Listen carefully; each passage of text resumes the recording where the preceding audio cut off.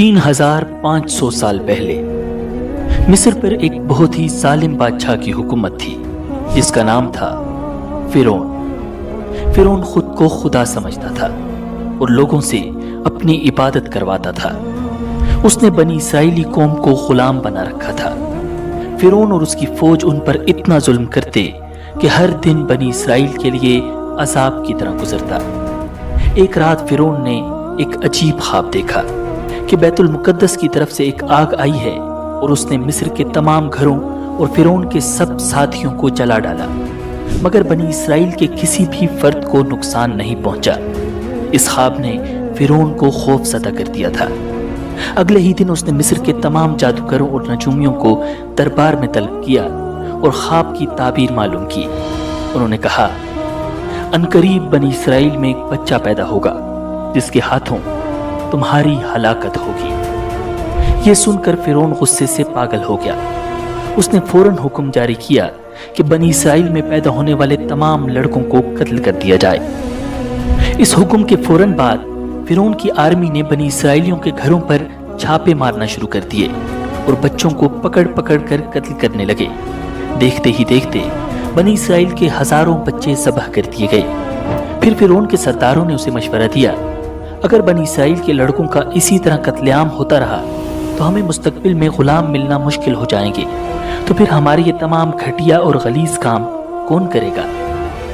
इस पर फिरौन ने हुक्म जारी किया कि एक एक साल छोड़कर बच्चे कत्ल किए जाएं। इसी जालिमाना दौर में हजरत मूसा अलैहिस्सलाम की विलादत हुई। नजूमियों ने फिरौन को इत्तला दे दी कि बच्चा पैदा हो चुका है।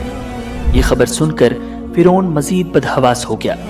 उसकी पुलिस फौरन हर घर में तलाशी लेने पहुंची।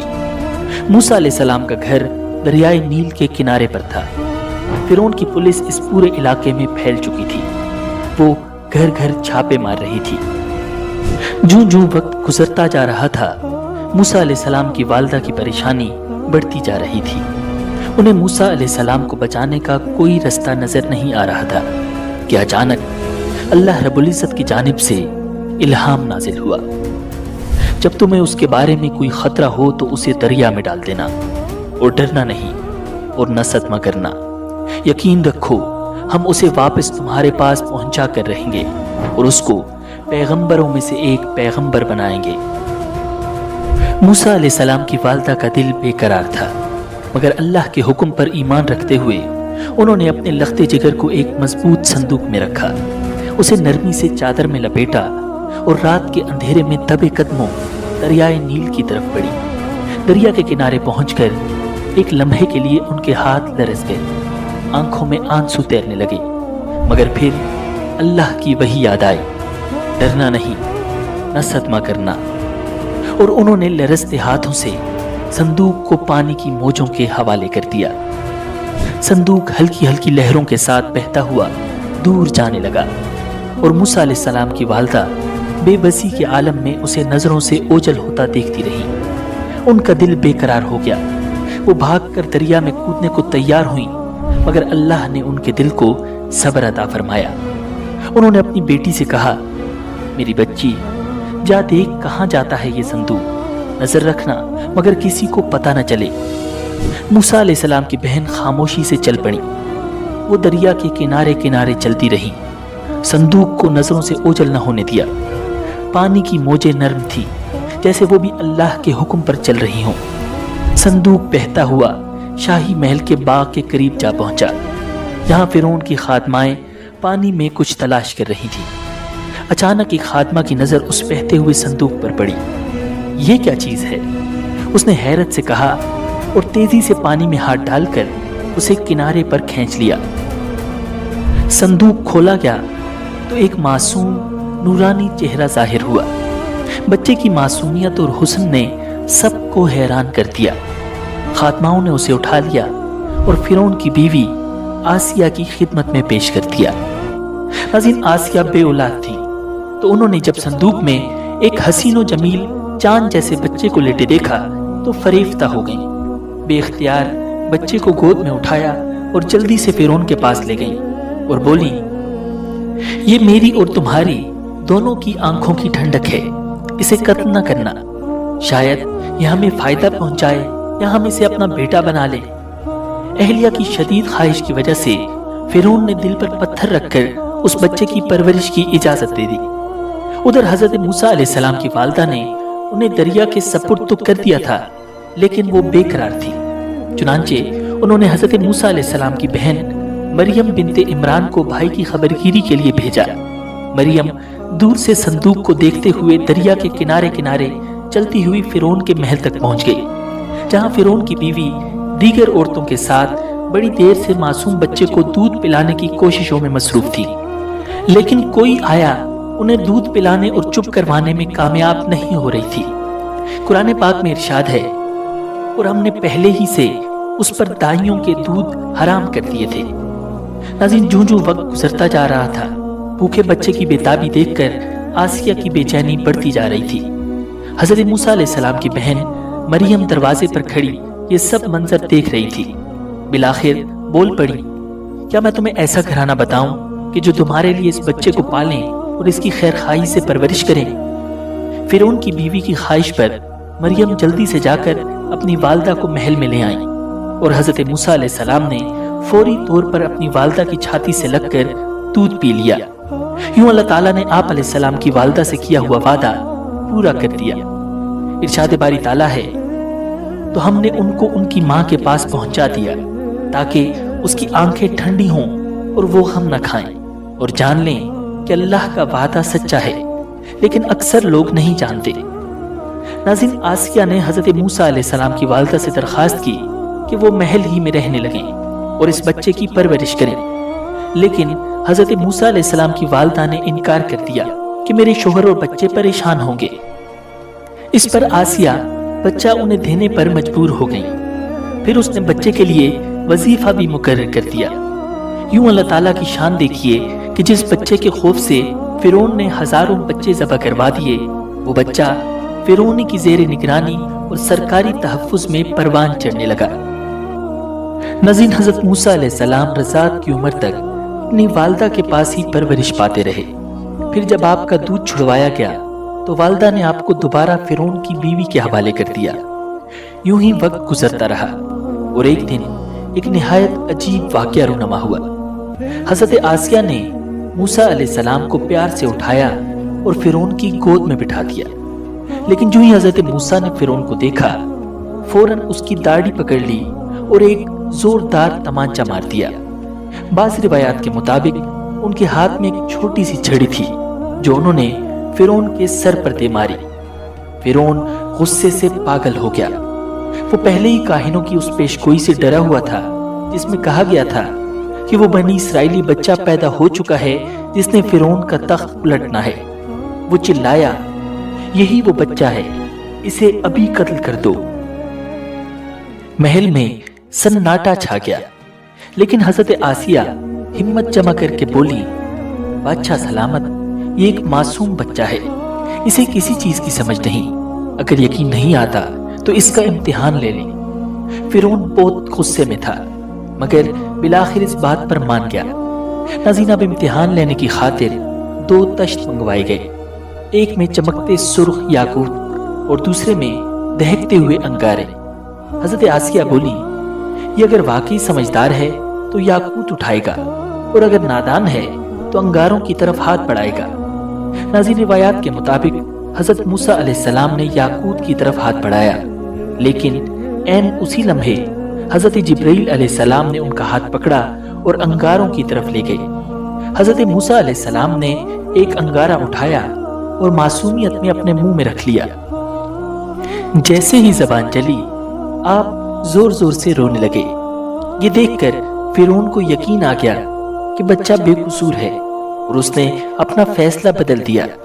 لیکن یہی وہ لمحہ تھا جب حضرت موسیٰ علیہ السلام کی زبان میں لکنت پیدا ہو گئی۔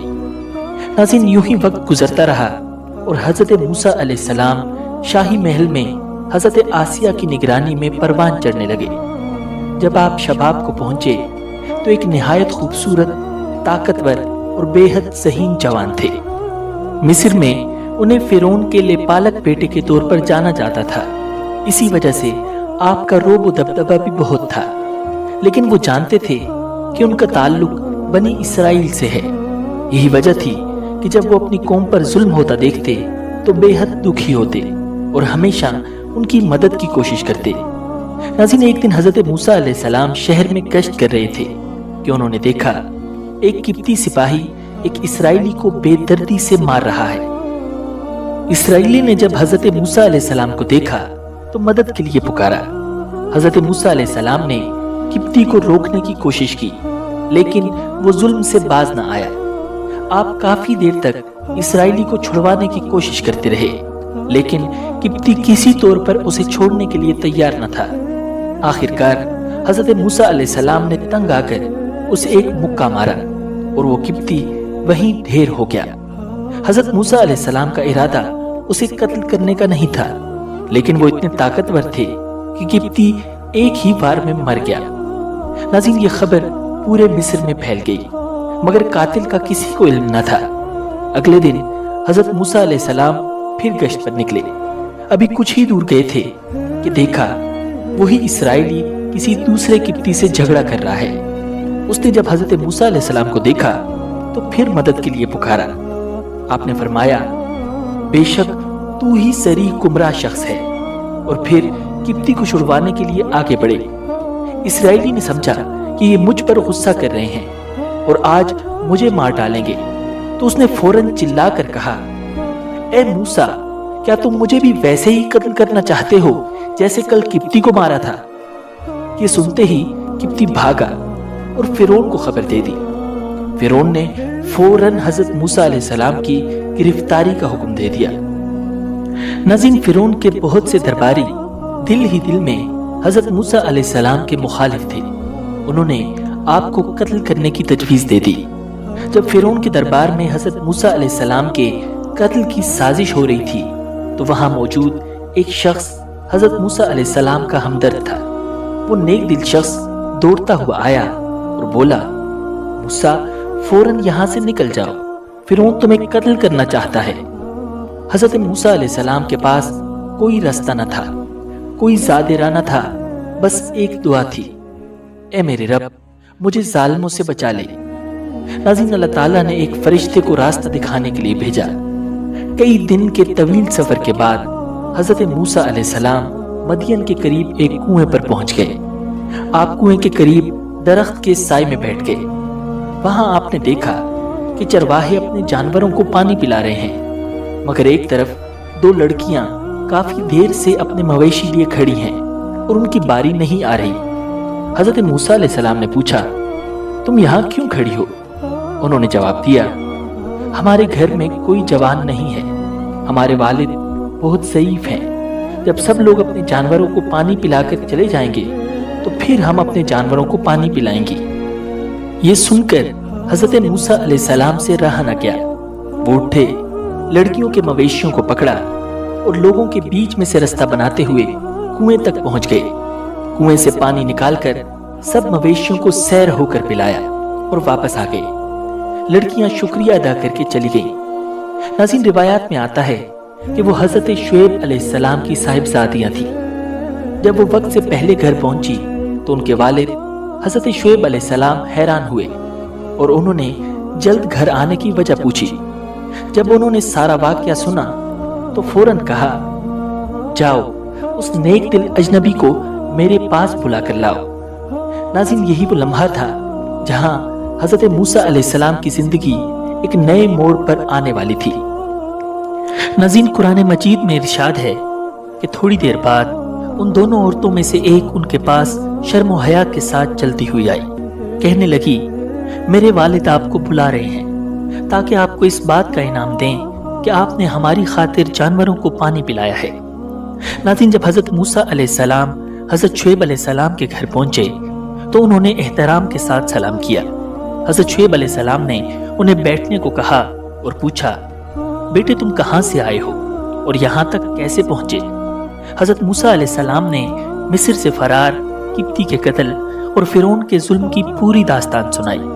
حضرت شعیب علیہ السلام بڑے غور سے سنتے رہے اور پھر تسلی دیتے ہوئے فرمایا، گھبراؤ مت، اب تم ظالموں کی پہنچ سے دور ہو۔ یہ حضرت موسیٰ علیہ السلام کے لیے سکون کا لمحہ تھا۔ कई दिन के भूखे और थके हुए थे। हज़रत शुएब अलैहिस्सलाम ने उनकी खातिर मदारत की और कहा कि वो जब तक चाहें उनके पास ठहर सकते हैं। नाज़रीन, हज़रत शुएब अलैहिस्सलाम की दोनों बेटियां नेक, शर्मीली और बाहया थीं। उनमें से एक बेटी ने अपने वालिद से अर्ज किया, अब्बा जान, आप इनको उजरत पर कोई काम दे दीजिए। आप किसी से उजरत पर काम लें तो उसके लिए बेहतरीन शख्स वो है जो ताकतवर भी हो, अमानतदार भी। हज़रत शुएब अलैहिस्सलाम ने हज़रत मूसा अलैहिस्सलाम को बुलाया और फरमाया, मैं चाहता हूँ कि अपनी 2 लड़कियों में से एक से तुम्हारा निकाह कर दूं, बशर्ते कि तुम 8 साल तक उजरत पर मेरे पास काम करो। फिर अगर तुम 10 साल पूरे कर दो तो ये तुम्हारा अपना फैसला होगा और मेरा कोई इरादा नहीं है कि तुम पर मुशक्कत डालूं। इंशाअल्लाह तुम मुझे उन लोगों में से पाओगे जो भलाई का मामला करते हैं। नाज़रीन, ये हज़रत मूसा अलैहिस्सलाम के लिए बेहतरीन मौका था। उन्होंने फौरन रजामंदी जाहिर की और निकाह तय पा गया। फिर वो हज़रत शुएब अलैहिस्सलाम की बकरियां चराने लगे और वहीं रिहाइश इख्तियार कर ली। उन्होंने 10 साल तक ये खिदमत अंजाम दी। नाज़रीन, जब 10 साल मुकम्मल हुए तो हज़रत मूसा अलैहिस्सलाम ने हज़रत शुएब अलैहिस्सलाम से इजाज़त ली और अपनी अहलिया के साथ मिस्र वापस रवाना हुए। रास्ते में एक ऐसा अजीम मौजज़ा पेश आया जिसने उनकी जिंदगी हमेशा के लिए बदल दी। नाज़रीन, एक रात शदीद सर्दी और अंधेरा था। अचानक हज़रत मूसा अलैहिस्सलाम को तूर पहाड़ के करीब एक रोशनी नजर आई। उन्होंने अपने अहले खाना से कहा, ठहरो, मैंने एक आग देखी है, शायद मैं वहां से कोई खबर ले आऊं या कोई अंगारा लाऊं ताकि तुम लोग गर्म हो सको। हज़रत मूसा अलैहिस्सलाम जल्दी से आग की तरफ बढ़े, मगर जैसे ही वहां पहुंचे तो उन्हें एक दरख्त से एक नूरानी आवाज सुनाई दी, या मूसा इन्नी अनल्लाहु रब्बुल आलमीन। ए मूसा, मैं ही अल्लाह हूं, सारे जहानों का रब। नाज़रीन, ये इंसानी तारीख का अजीम तरीन वाक़या था जब अल्लाह रब्बुल इज़्ज़त ने बराह रास्त एक पैगंबर से कलाम किया। अल्लाह ताला ने मजीद फरमाया, अपनी जूतियां उतार दो, बेशक तुम पाक वादिये तुआ में हो और मैंने तुम्हें चुन लिया है, लिहाजा जो वही की जा रही है उसे गौर से सुनो। हकीकत यह है कि मैं ही अल्लाह हूं, मेरे सिवा कोई माबूद नहीं है, इसलिए मेरी इबादत करो और मुझे याद रखने के लिए नमाज कायम करो। यकीन रखो कि कयामत की घड़ी आने वाली है। मैं उसके वक्त को खुफिया रखना चाहता हूँ ताकि हर शख्स को उसके किए का बदला मिले, लिहाजा कोई शख्स तुम्हें उससे हरगिज गाफिल न करने पाए जो उस पर ईमान न रखता हो और अपनी ख्वाहिशात के पीछे चलता हो, वरना तुम हलाकत में पड़ जाओगे। फिर अल्लाह ताला ने हज़रत मूसा अलैहिस्सलाम से सवाल किया, और ये तुम्हारे दाएं हाथ में क्या है ए मूसा? हज़रत मूसा अलैहिस्सलाम ने अर्ज किया, ये मेरी लाठी है, मैं इस पर सहारा लेता हूँ, बकरियों के लिए पत्ते झाड़ता हूँ और इससे दीगर काम लेता हूँ। अल्लाह ताला ने हुक्म दिया, मूसा इसे नीचे फेंक दो। चुनांचे उन्होंने उसे फेंक दिया। बस फिर क्या था, वो अचानक एक दौड़ता हुआ सांप बन गई। हज़रत मूसा अलैहिस्सलाम ये देखकर घबरा गए।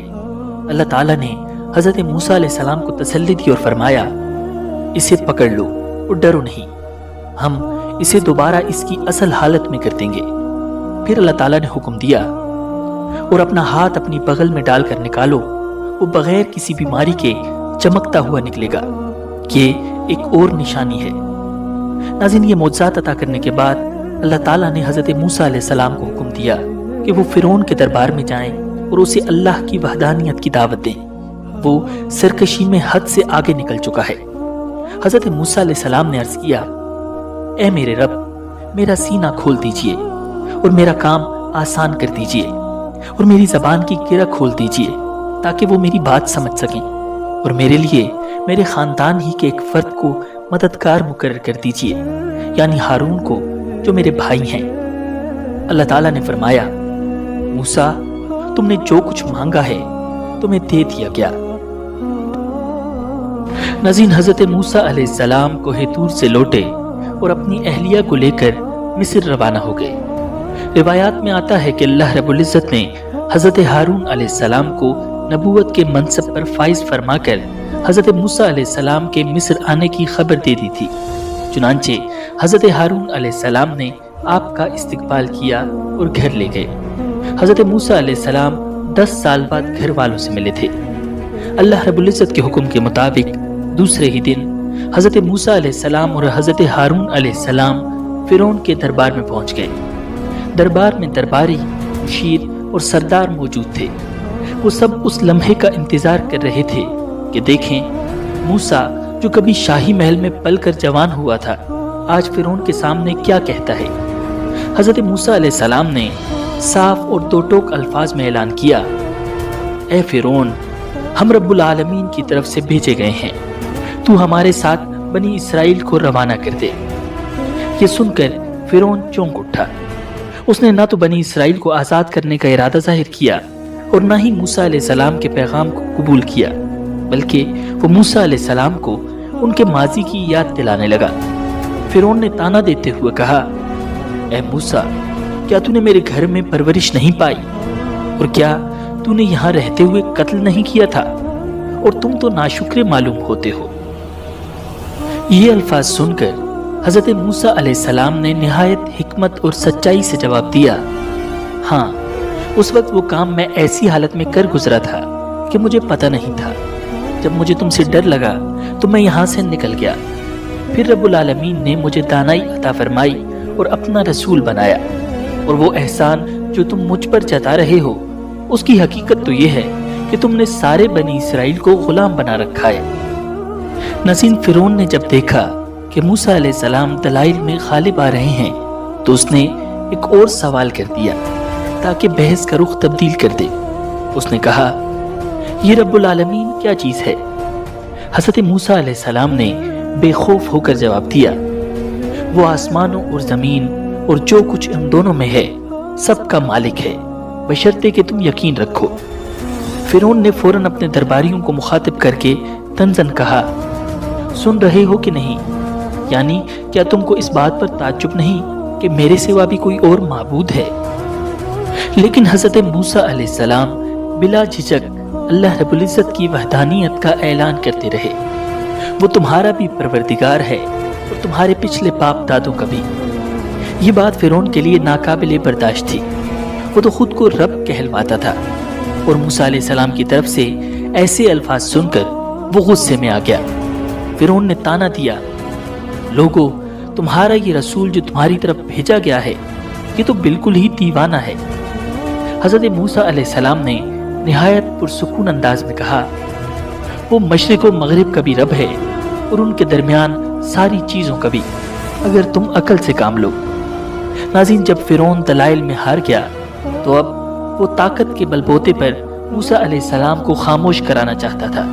चुनांचे उसने धमकी दी, याद रखो, अगर तुमने मेरे सिवा किसी और को माबूद माना तो मैं तुम्हें जरूर उन लोगों में शामिल कर दूंगा जो जेल खाने में पड़े हुए हैं। नाज़रीन, हजरत मूसा अलैहिस्सलाम इस धमकी से जरा भी ना घबराए और बड़े एतमाद से कहा, और अगर मैं तुम्हें कोई ऐसी चीज लाकर दिखाऊं जो हक को वाजे कर दे। फिर उनको यकीन था कि मूसा अलैहिस्सलाम के पास कोई बड़ी निशानी नहीं होगी। चुनांचे उसने चैलेंज करते हुए कहा, अच्छा, अगर वाकई सच्चे हो तो ले आओ वो चीज। तब हजरत मूसा अलैहिस्सलाम ने अल्लाह रब्बुल इज्जत के हुक्म से अपना असा जमीन पर फेंका और देखते ही देखते वो खुला हुआ अजदहा बन गया। ये मंजर देखकर दरबार में खौफ और हैरानी फैल गई। एक आम सी लकड़ी का सांप में बदल जाना कोई मामूली बात नहीं थी। फिर हजरत मूसा अलैहिस्सलाम ने अपना हाथ बगल में डालकर निकाला तो वो सफेद चमकीला नजर आने लगा। नाज़रीन, ये सब देखकर फिरौन के दरबारी हक्का बक्का रह गए। लेकिन फिरौन को खौफ हुआ कि कहीं लोग हजरत मूसा अलैहिस्सलाम पर ईमान न ले आए। चुनांचे उसने अपने दरबारियों को मुतमईन करने के लिए ये ऐलान किया, भाई ये कोई बड़ा जादूगर है, ये तो चाहता है कि तुम्हें अपने जादू के जोर से तुम्हारे मुल्क से निकाल दे, तो तुम्हारी क्या राय है। फिरौन के दरबारी जो पहले ही उसके गुलाम थे फौरन बोले, आप इसे और इसके भाई को मोहलत दीजिए और तमाम शहरों में हरकारे रवाना कर दीजिए जो आपके पास माहिर जादूगरों को जमा करके ले आए। फिरौन ने हजरत मूसा अलैहिस्सलाम को जादूगरों से मुकाबले की दावत दी और कहा, ہم بھی تمہارے مقابل ایسا ہی جادو لائیں گے.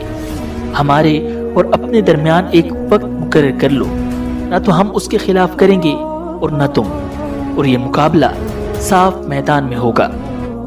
فرعون نے ملک بھر کے ماہر جادوگروں کو اکٹھا کیا اور ان سے کہا، موسیٰ سے مقابلے کی تیاری کرو. اگر تم غالب آ گئے تو میں تمہیں انعام دوں گا اور تمہیں دربار میں خاص مرتبہ دوں گا. اور پھر مقابلے کا دن آ پہنچا. میدان سج گیا، ہزاروں لوگ جمع ہو گئے. فرعون کے اشارے پر مقابلہ شروع ہو گیا. جادوگروں نے موسیٰ علیہ السلام سے کہا، اے موسیٰ، پہلے تم پھینکو گے یا ہم پھینکیں؟ حضرت موسیٰ علیہ السلام نے فرمایا، تم ہی پھینکو. جادوگروں نے جو ہی اپنی رسیاں اور لاٹھیاں زمین پر ڈالی، وہ سانپ بن کر دوڑنے لگی. پورا میدان خطرناک سانپوں سے بھر چکا تھا. مجمع پر ہیبت طاری ہو گئی. حضرت موسیٰ علیہ السلام نے فرعون کی جانب دیکھا. یہی وہ لمحہ تھا کہ جب حضرت جبرائیل علیہ السلام نے اللہ کا پیغام پہنچا دیا، موسیٰ اپنا عصا زمین پر ڈال دو. حضرت موسیٰ علیہ السلام نے اپنا عصا زمین پر پھینکا. گرتے ہی وہ انتہائی خوفناک اژدہا بن گیا.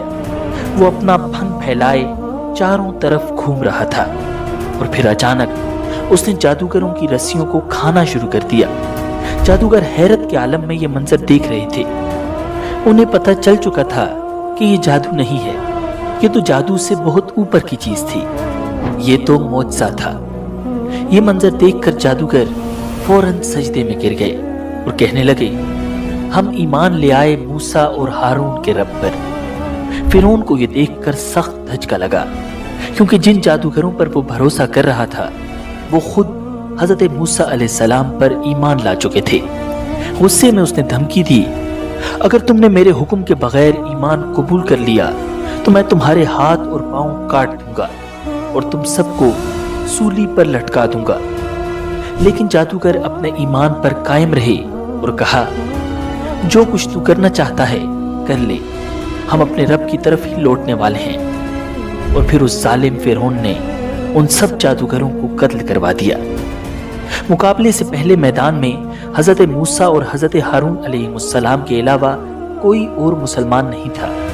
لیکن کہا جاتا ہے کہ جادوگروں کے ایمان لانے کے بعد وہاں موجود لاکھوں افراد مسلمان ہو گئے. اس واقعے کے بعد حضرت موسیٰ علیہ السلام تقریباً 20 سال تک مصر میں رہے اور نہایت صبر و استقامت کے ساتھ دین کی تبلیغ کرتے رہے، مگر فرعون اور اس کی قوم نافرمانی پر قائم رہی. اس دوران اللہ تعالیٰ نے فرعون اور اس کی قوم پر مختلف عذاب نازل کیے، لیکن فرعون کا تکبر اور بڑھتا چلا گیا. آخرکار اللہ تعالیٰ نے حضرت موسیٰ علیہ السلام کو حکم دیا کہ میرے بندوں کو لے کر راتوں رات نکل جاؤ. اس حکم کے بعد حضرت موسیٰ علیہ السلام نے بنی اسرائیلی قوم کو اپنے ساتھ لیا اور لے کر رات کے اندھیرے میں مصر سے دریائے کلزم کی طرف روانہ ہو گئے.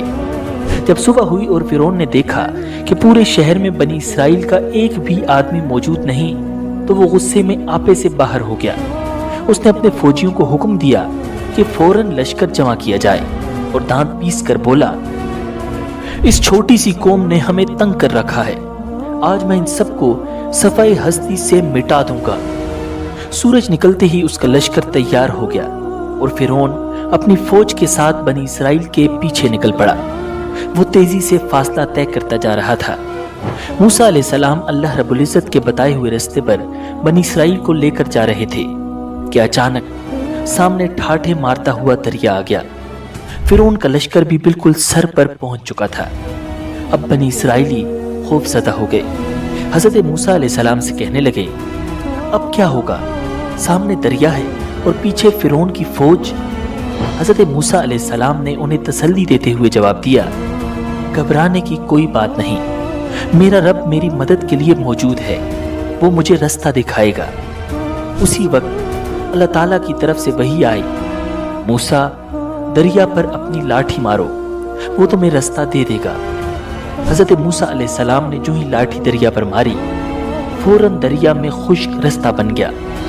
حضرت موسیٰ علیہ السلام بنی اسرائیل کو لے کر اس راستے سے پار ہو گئے. فرعون اور اس کا لشکر یہ منظر دیکھ کر حیران رہ گئے. फिरौन ने फौरन हुक्म दिया कि वो भी इसी रास्ते से पार होंगे। वो चीखता चिल्लाता अपने तमाम लश्कर के साथ उस रास्ते में उतर पड़ा। जैसे ही वो दरिया के बीच में पहुंचे, अल्लाह ताला ने पानी को बहने का हुक्म दे दिया और लम्हों में पूरा फिरौनी लश्कर दरिया में गर्क हो गया। जब फिरौन गर्क होने लगा तो कहने लगा, मैं मान गया कि जिस खुदा पर बनी इसराइल ईमान लाए हैं उसके सिवा कोई माबूद नहीं, और मैं भी फर्माबरदारों में शामिल होता हूं। अल्लाह ताला की तरफ से जवाब दिया गया कि अब ईमान लाता है, हालांकि इससे पहले नाफरमानी करता रहा और मुसलसल फसाद ही मचाता रहा। लिहाजा आज हम सिर्फ तेरे जिस्म को बचाएंगे ताकि तू अपने बाद के लोगों के लिए इबरत का निशान बन जाए, क्योंकि बहुत से लोग हमारी निशानियों से गाफिल बने हुए हैं। आज भी अपने आप को खुदा कहने वाले फिरौन की लाश मिस्र के म्यूजियम में मौजूद है और लोगों के लिए इबरत का निशान है। अगर ये पैगाम आपके दिल को छू गया हो तो वीडियो को लाइक करें, शेयर करें और मज़ीद इस्लामी याद दहानियों के लिए